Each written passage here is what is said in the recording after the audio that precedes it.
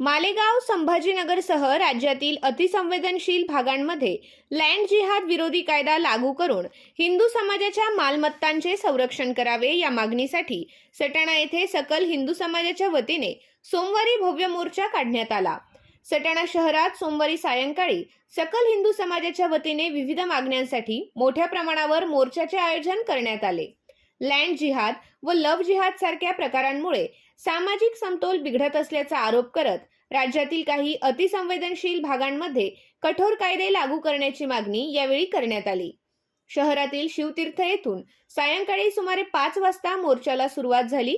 प्रमुख मार्गांवरून मार्गक्रमण करत हा मोर्चा तहसील कार्यालयाच्या प्रांगणात पोहोचला। मोर्चाचे रूपांतर जाहीर सभेत झाले। यावेळी तहसीलदार कैलास चावडे व पोलीस निरीक्षक योगेश पाटील यांना विविध मागण्यांचे निवेदन सादर करण्यात आले।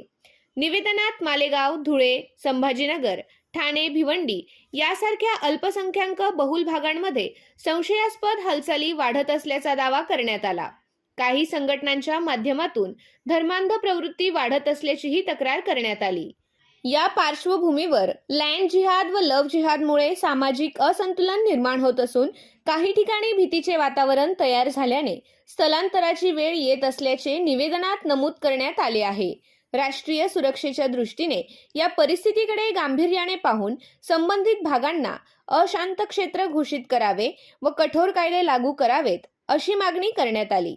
या मोर्चाचे नेतृत्व सनातन महासंघाचे संस्थापक गौतम खट्टर यांनी केले। यावेळी विविध राजकीय व सामाजिक संघटनांचे पदाधिकारी तसेच शहर व तालुक्यातील नागरिक मोठ्या संख्येने उपस्थित होते। भाजप शहर प्रमुख नितीन सोनवणे, नगरसेवक मंगेश खैरनार, मंगेश भामरे, उपनगराध्यक्ष सुमित वाघ, शिवसेना गटनेते राहुल पाटील, माजी नगरसेवक अरविंद सोनवणे, सुनील महाजन, दीपक सोनवणे, दीपक नंदाळे, भूषण सोनवणे, विलास दंडगवाळ, अनिल पाकळे, दत्तू बैताडे आदींची उपस्थिती होती। मोर्चामुळे काही काळ शहरातील प्रमुख मार्गांवर वाहतुकीत अडथळा निर्माण झाला होता।